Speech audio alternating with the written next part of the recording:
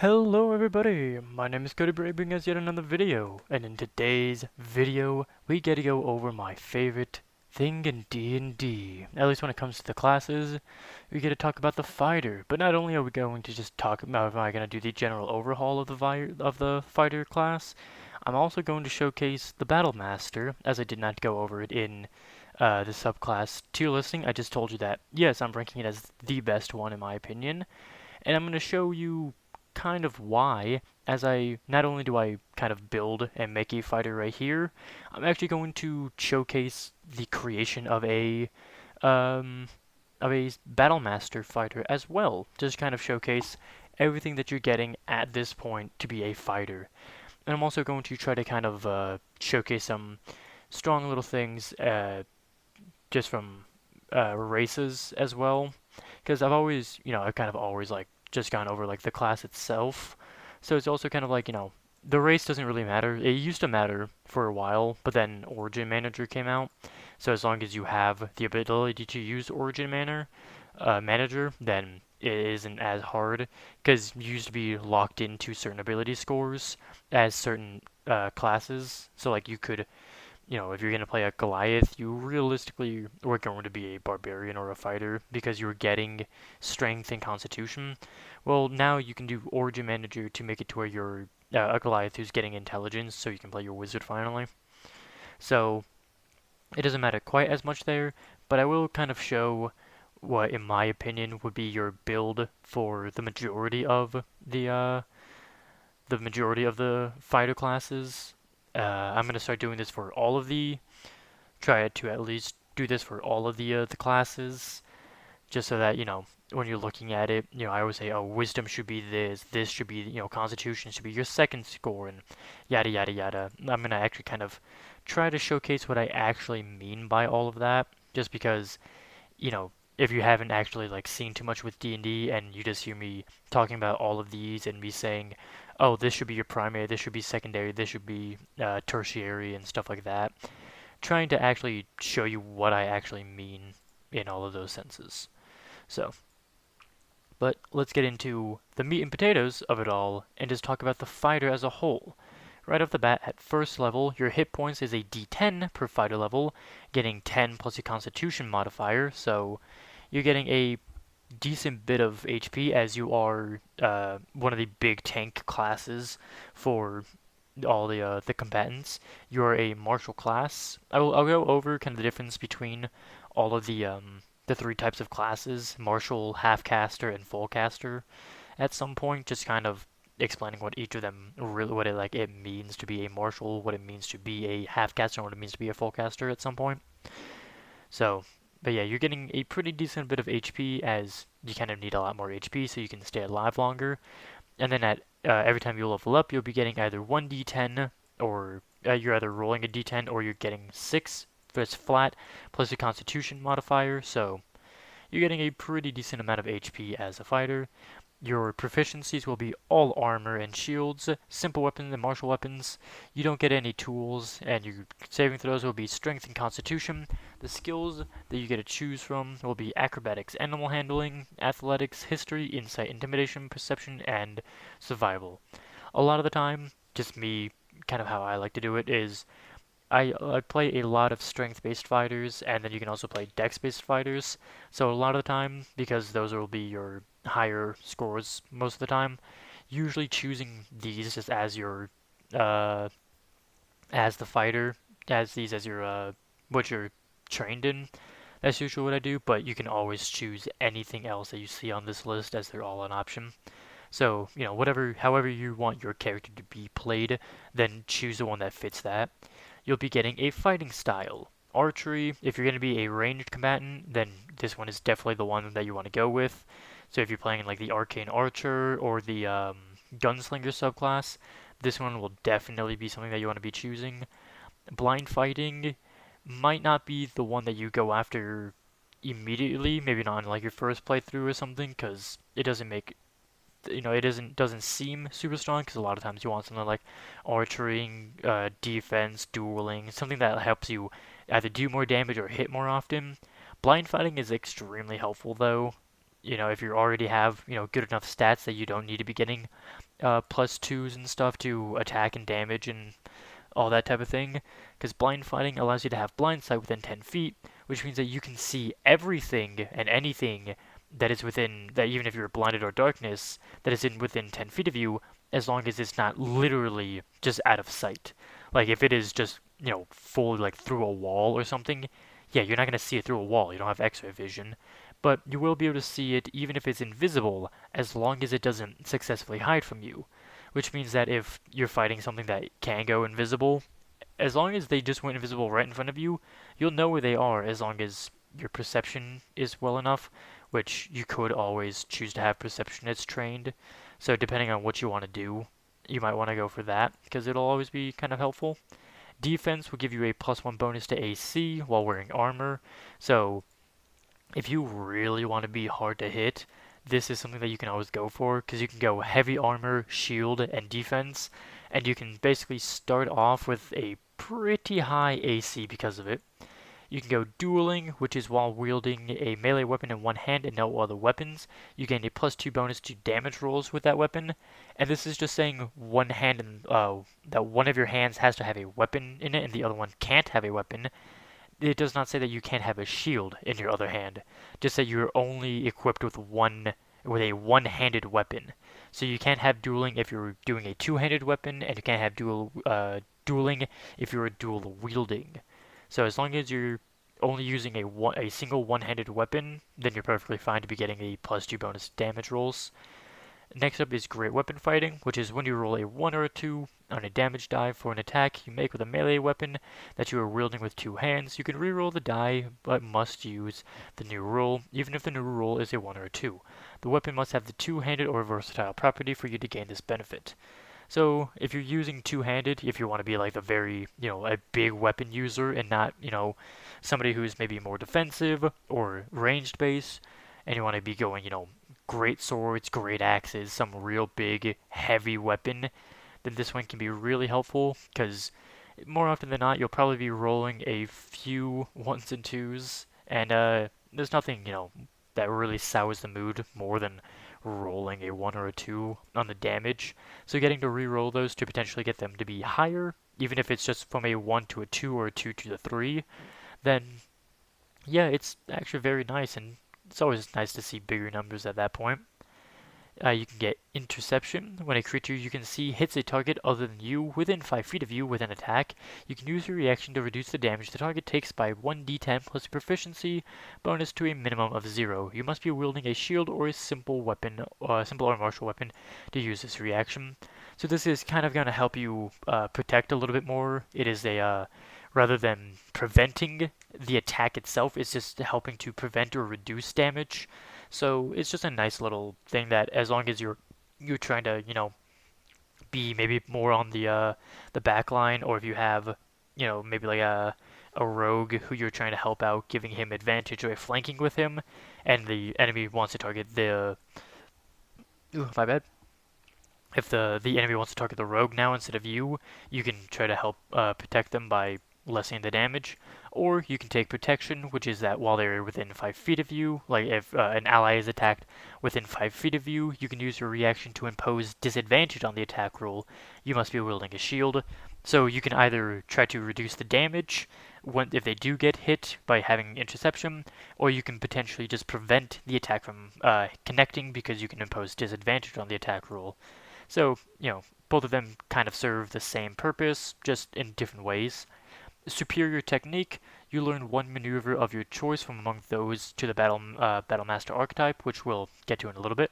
In a maneuver, if a maneuver you use requires your target to make a saving throw to resist the maneuver's effects, the saving throw DC equals 8 plus proficiency plus strength or dex, your choice.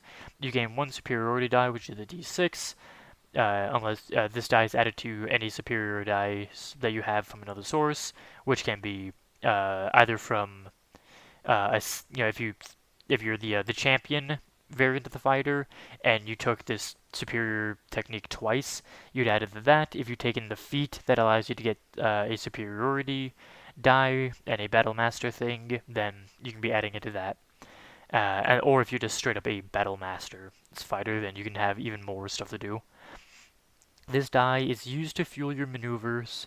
A superiority die is expended when you use it. You regain the die when you finish a short or long rest. So, you just get a nice little thing from one maneuver, which there are some pretty good ones that you can be choosing. We'll go over all of them in a moment, but definitely that one is certainly up there and can be good as long as you choose the right maneuver. Next is thrown weapon fighting. You can draw a weapon that has a thrown property as part of the attack you make with that weapon. In addition, when you hit with a ranged attack using a thrown weapon, you gain a +2 bonus to the damage roll. So if you are going to be like a javelin tossing character, or maybe you have like a axe of returning or something, or a dwarven hammer, what is it, a thrown dwarven hammer of returning or something like that, some weird big old name. Basically, this one will really help you out as you can draw the weapon and throw it at the exact same time. So if you're, having your sword and your shield out, you can, within one thing, throw you can switch out the sword for the javelin and throw it all at the same time. And then you also get a +2 bonus to the damage roll with it. So next is two-weapon fighting. When you engage in two-weapon fighting, you can add your ability modifier to the damage of the second attack. So if you're being a dual wielder rather than like a sword and a shield, or two hands on one weapon, if you're one hand on two separate weapons, then you'll be able to now add your ability modifier on the second attack, which is something that you don't naturally get. When you're dual weapon fighting, your second attack with your offhand weapon, that one does not add your ability modifier. With two weapon fighting, it does now, so a fairly helpful thing. And lastly, you can choose unarmed fighting. Your unarmed strikes can deal bludgeoning damage equal to 1d6 plus your strength modifier on a hit. If you aren't wielding any weapons or a shield when you make the attack roll, the d6 becomes a d8. At the start of each of your turns, you can deal 1d4 bludgeoning damage to one creature grappled by you. So, if you are going to be a unarmed combatant for whatever reason, or maybe it really would be if you're an unarmed combatant in the sense of a fighter, because you probably wouldn't try to choose this if you're gonna like multi-class fighter and monk to try to increase the damage, because monk naturally increases the damage of their punches. So yeah, realistically, you probably aren't gonna be choosing this one, but if you do, it is some pretty nifty things that you get there. I'll let you know that I'm gonna have this character be defense, just because why not? That's what I pick from time to time, especially if I want to mess with people, because you can have like a starting AC of 19 or 20, depending on how well you can get set up and what you have equipped onto yourself. So, and lastly, as the first level things, you get Second Wind. You have a limited well of stamina that you can draw on to protect yourself from harm. On your turn, you can use a bonus action to regain hit points equal to 1d10 plus your fighter level. Once you use this feature, you must finish a short or long rest before you can use it again. So this is basically just a one-time use per short or long rest that you can real quick kind of heal yourself up a little bit. More fighter levels you have, the higher the HP you get, guaranteed. And then it'll always be a D10, so a max of a 10 plus your fighter level, minimum of 1 plus your fighter level, an average of 6. So, on average you'll be getting 7 at first level, at max level you'll be getting an average of 26. A very, very helpful and strong thing, as you can just kind of like real quick bonus action heal yourself a little bit and then continue the fight. So, cool little thing there. At second level, you'll get Action Surge. You can push yourself beyond your normal limits for a moment. On your turn, you can take one additional action. When you use this feature, you must finish a short or long rest before you can use it again. Starting at 17th level, you'll get a second one before the rest, but you can only use one on a turn.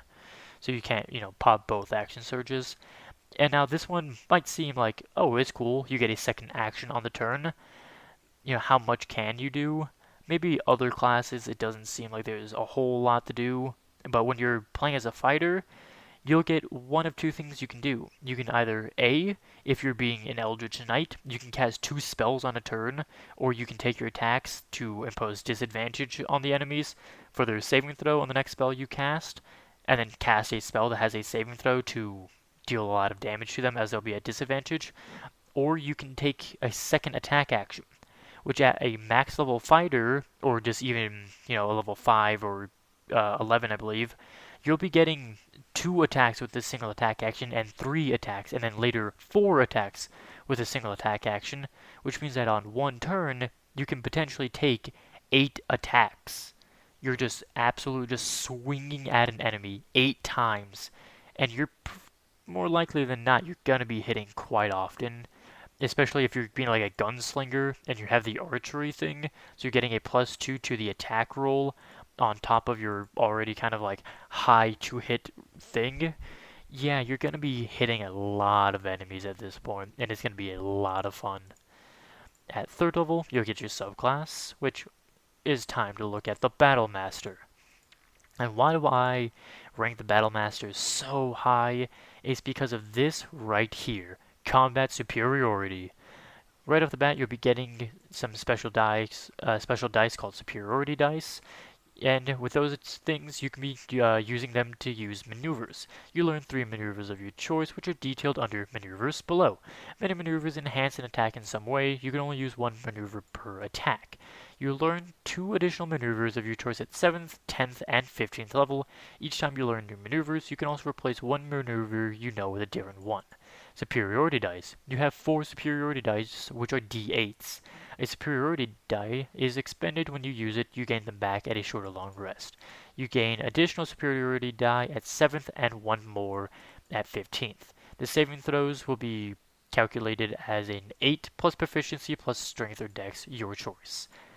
Now, you also will get Student of War, so you can finally get your proficiency in a tool if you were, so desperate to have a proficiency in a tool of your choice from the fighter class itself.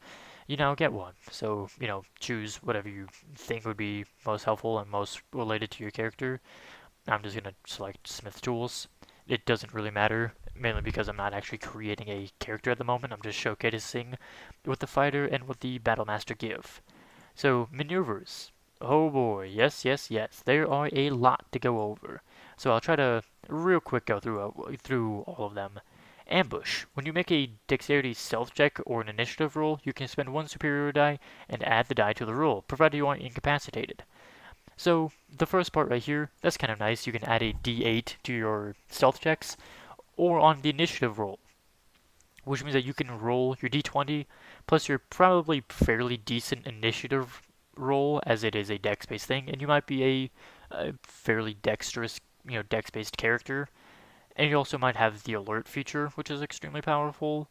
Now you can also add a d8 on top of all of that, which means that you'll probably be going first, or at least pretty early on in the initiative order. So definitely a wise thing to be using in that instance.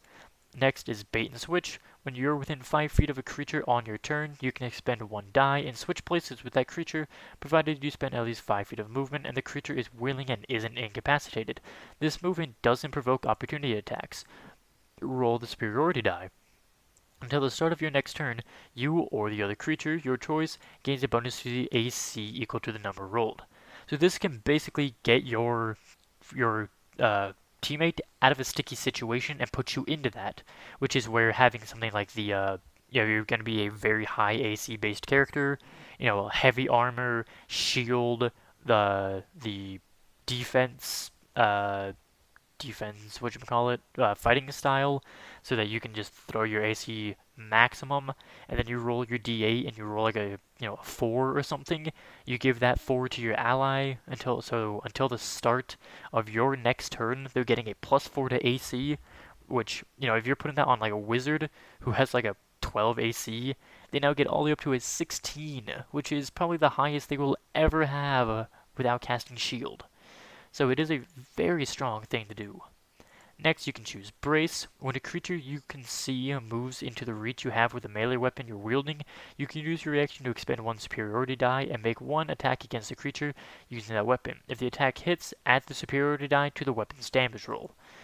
So you basically get the ability to, use the Cavalier's ability of hold the line, where if an enemy enters your melee range, you can attack them. And on top of that, if you do hit them, you can add the superiority die to the damage you do. So you're gonna be rolling your, D10 damage or whatever it is that you might be rolling, and then you get to roll a d8 on top of that. So, and also if you have Sentinel, that does mean that they'll be stuck because this will be a opportunity attack essentially. So you'll instantly stop the enemy from moving. You can also have Commander's Strike. When you take the attack action on your turn, you can forego one of your attacks and use a bonus action to direct one of your companions to strike. When you do so, choose a friendly creature who can see or hear you and expend one superiority dice. That creature can immediately use its reaction to make one weapon attack, adding the superiority die to the attack's damage roll. And this is very good wording right here.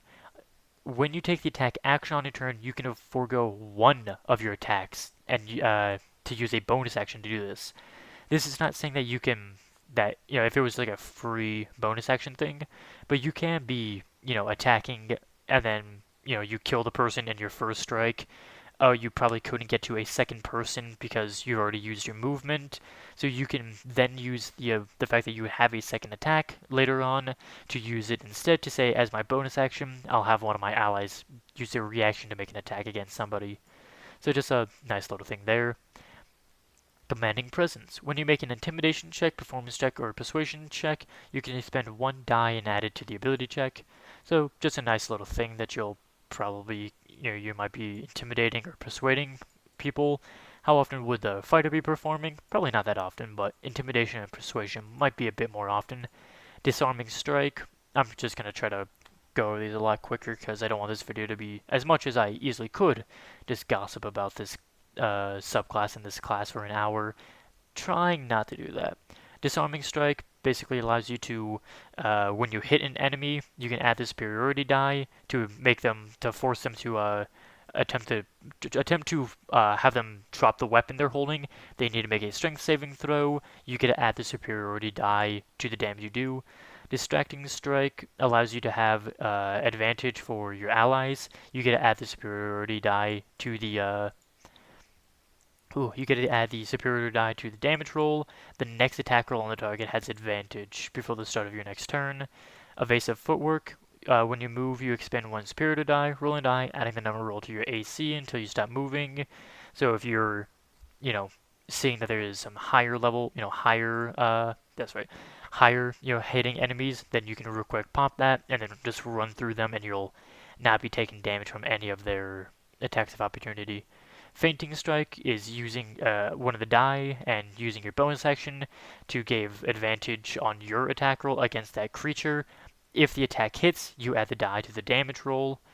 Goading Attack. When you hit a creature with a weapon attack, you can expend the die to attempt to goad the target to attack you. They need to make a wisdom saving throw, or they'll have disadvantage on all attacks that are not against you. And you can also use the die on top of the damage that you're doing. Grappling Strike. Immediately after you hit a creature with a melee attack on your turn, you can expend one die to try and grapple the target as a bonus action. Add the die to your athletics check to attempt to grapple. That's a helpful one if you're trying to grapple an enemy, but how often are you going to be doing that? Probably not too often. Lunging Strike. When you make a weapon attack on your turn, expend one of the expended die, and you reach for that attack by 5 feet, so you can now have a range of 10 feet, or if your weapon has a reach of 10 feet normally, then you can increase it to a range of 15 feet. If you hit, add the die to the damage roll. Maneuvering Attack. When you hit a creature with a weapon attack, you can spend one die to maneuver one of your comrades into a more advantageous position. Expend the die to the attack's damage roll, and choose a friendly creature who can see or hear you. The creature can use its reaction to move half its speed without provoking an opportunity attack. So this is another one that can really help get your allies out of a sticky situation, especially if your wizard is now kind of face to face with an enemy who is, probably guaranteed to hit them because of how low the wizard's AC is. You can help get him out of that sticky situation.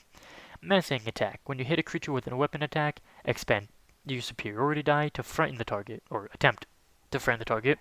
Add the die to the damage roll. The target must make a wisdom saving throw. If it fails, it is frightened of you until the end of your next turn.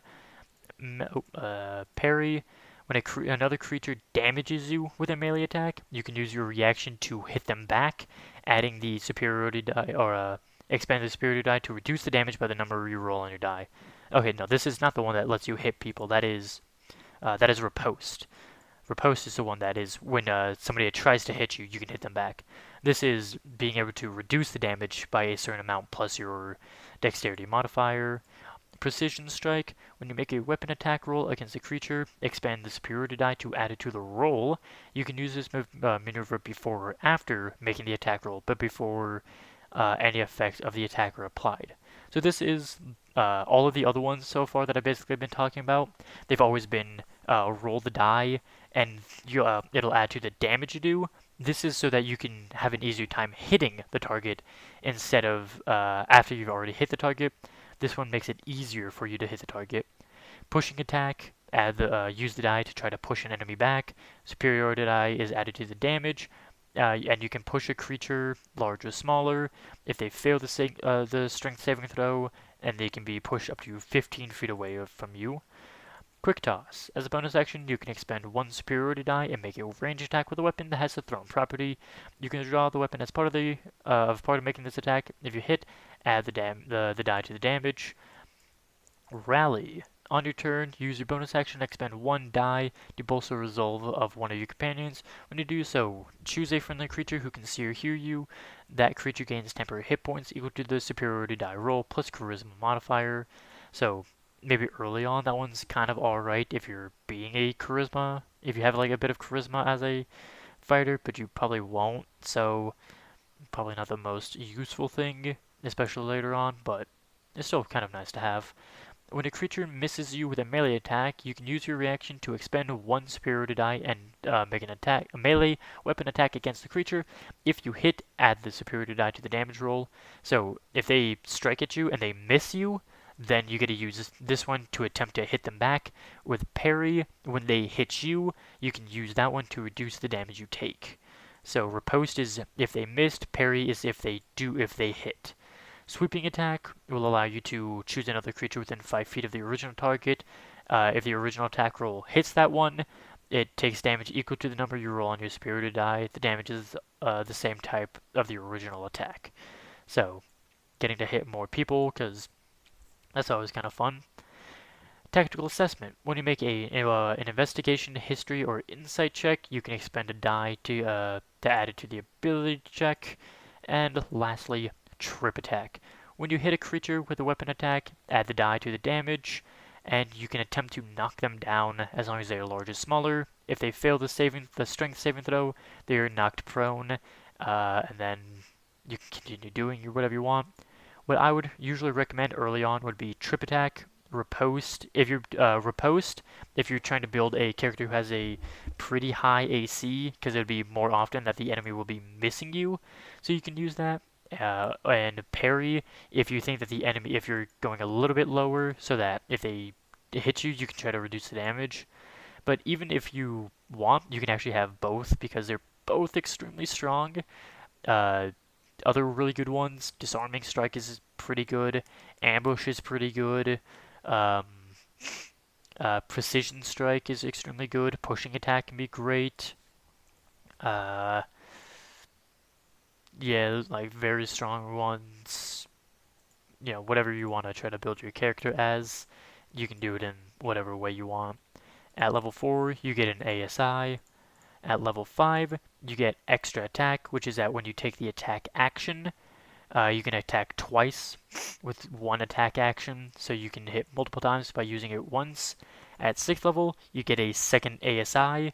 Yes, you get a lot more ASIs as a fighter than you do any other class, so it's very helpful. At 7th level, you'll be getting 2 more maneuvers that you can put on, so whatever you might have wanted, and you can also change out some of your old ones, so if you no longer want to be using parry anymore, you can switch it out for something else. So just choosing some things, and Precision Strike. Also at 7th level, you'll get Know Your Enemy. If you spend at least 1 minute observing or interacting with another creature outside combat, you can learn certain information about its capabilities compared to your own. The DM tells you if the creature is your equal, superior, or inferior in regard to 2 of the following characteristics. So you don't get to know exactly the number. You just get to know whether or not they're better, worse, or the same as what you are. So you can ask strength score, dex score, constitution score, their AC, their current hit points, the total class level if they have any, and fighter levels if they have any. So if you're a character who has a very high strength score, like if you already have, a strength score of 20 at this point, and you ask for a strength score, and if your DM says, yes, they are superior in strength, that's saying that the enemy has a 21 or higher strength score, which is, good to know.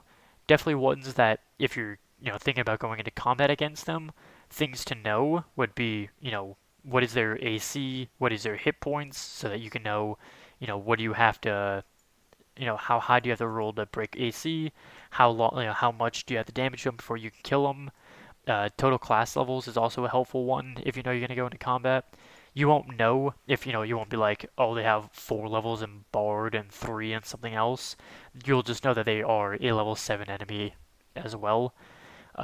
They're also level 7 like you are. And if you want to know if they're a fighter class, you know, that one probably isn't going to be one that you ask a lot because a lot of the times the answer is probably going to be none because, yeah, how often would you run into a fighter?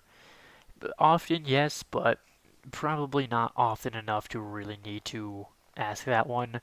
But knowing AC and hit points is great, and then knowing like Dex and Constitution can also be very good, especially because if you learn those two, then you can now know that you can tell, oh hey, spellcasters, the enemy has a decent Dex score, but a really bad Constitution score.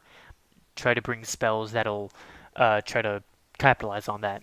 Spells that'll be able to do force Constitution saving throws rather than Dex saving throws because they might save on those a bit more often. So it is actually some of pretty helpful information you're getting there from that. At level 8, you're getting an ASI again. At level 9, this is Indomitable. So, Indomitable, at level 9, you can re-roll a saving throw that you failed. If you do so, you must use the new roll, and you can't use this feature again until you finish a long rest. You can use this feature between a long rest starting at 13th level, and 3 times between long rests at 17th level.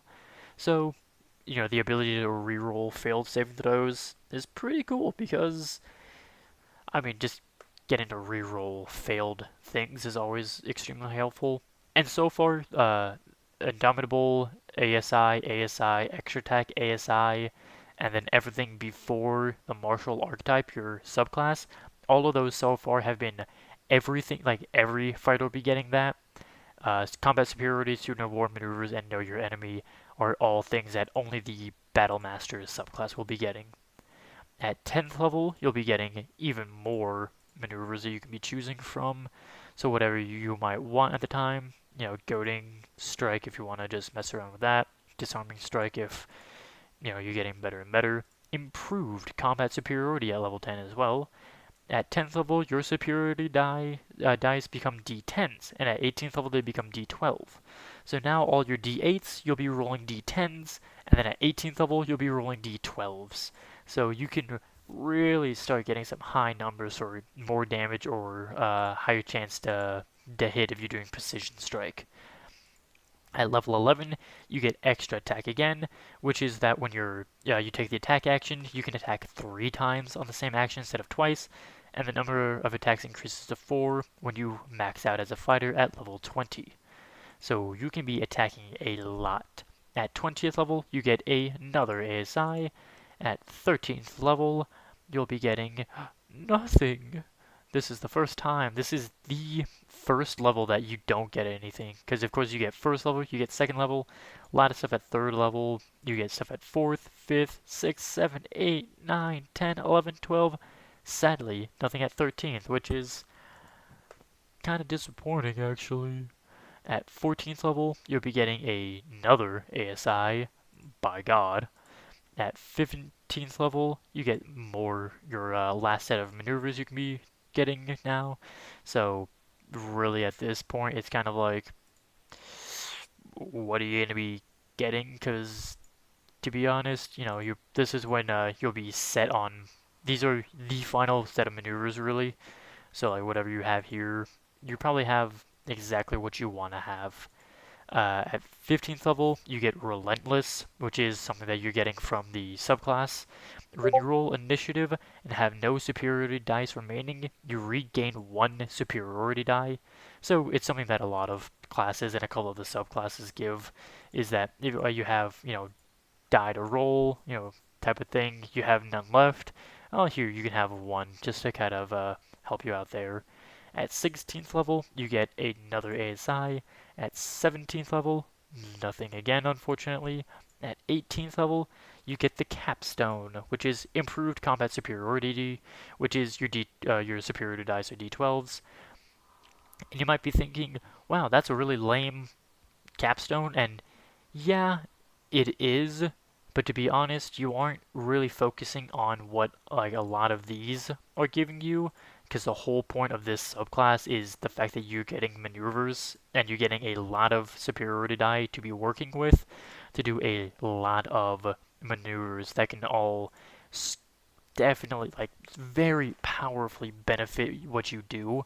So this whole class is based around trying to improve your combat superiority, and it really shows just how dominant you are in combat by being the battle master.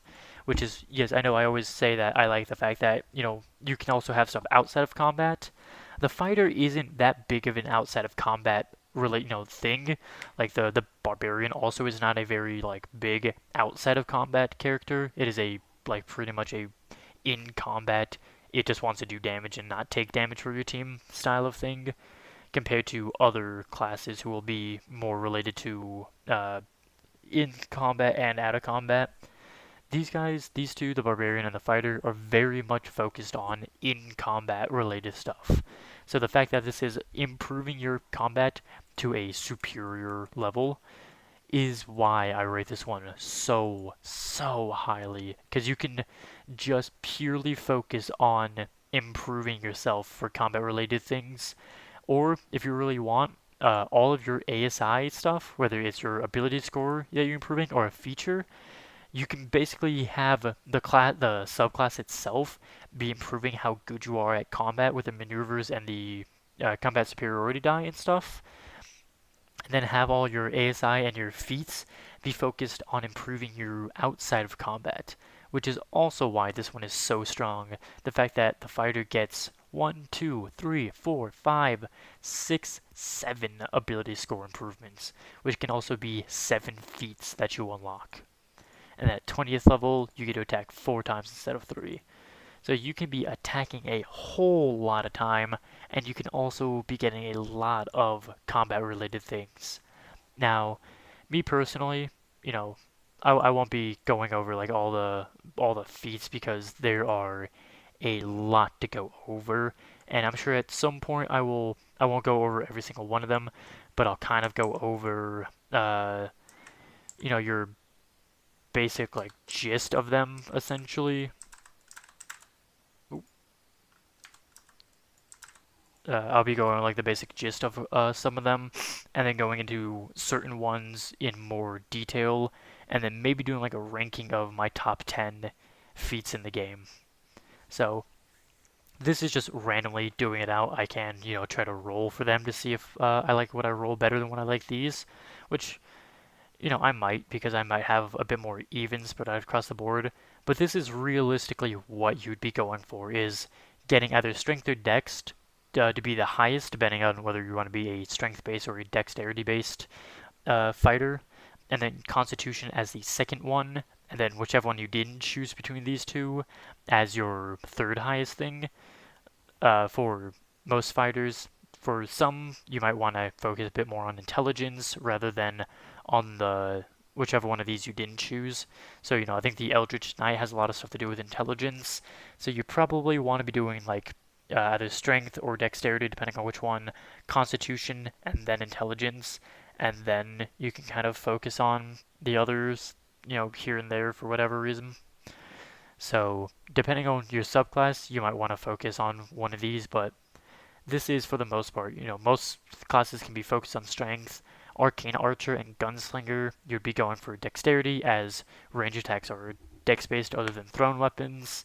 So this is kind of what you'd be going for, and also because I just gave myself Constitution, which the Constitution would be even higher because, of course, at some point, you would have been increasing it. So you'd be in the realm of, let's just say if you had 2.0, yep. If you had 20 yes, you can't have 20 Constitution, but if you had even just 18 at this point, you'd have 204, and if you had uh, boop and boop. If you had 20 I mean, you wouldn't have it that early on. You would have gotten it way later.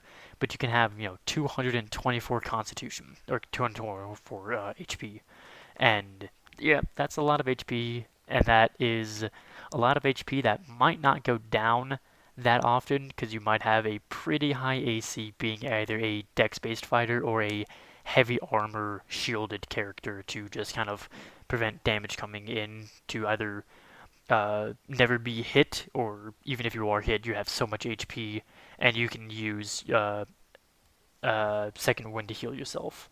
So, but yeah, this is the fighter as a whole and the Battle Master subclass. You might be hearing all of I said and how much I talked about the Battle Master, and you might be thinking, wow, Cody, that doesn't sound all that good. Why do you rank it so highly?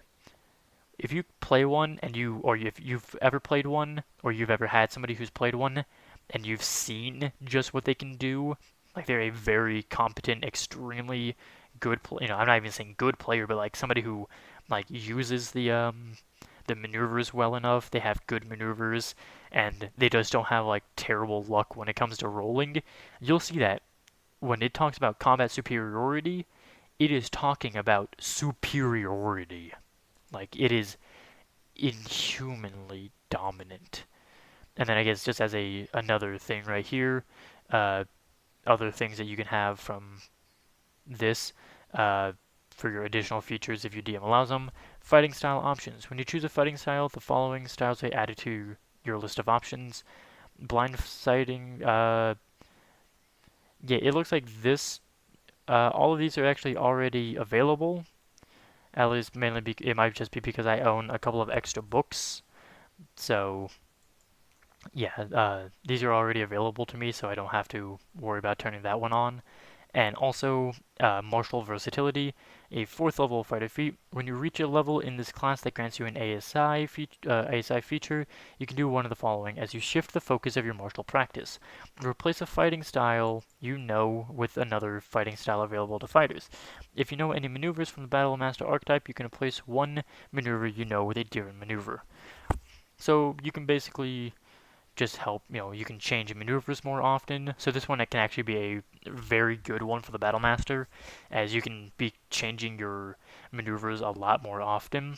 And also just, if you want to change from, defense to, like your defense, to getting the +1 AC, if you want to change that later on, because now your AC is extremely high, so getting the +1 isn't quite as needed as it might have been at the earlier levels, and you can now switch to Protector or Interceptor or the Dueling at this point, so you can be hitting a bit better.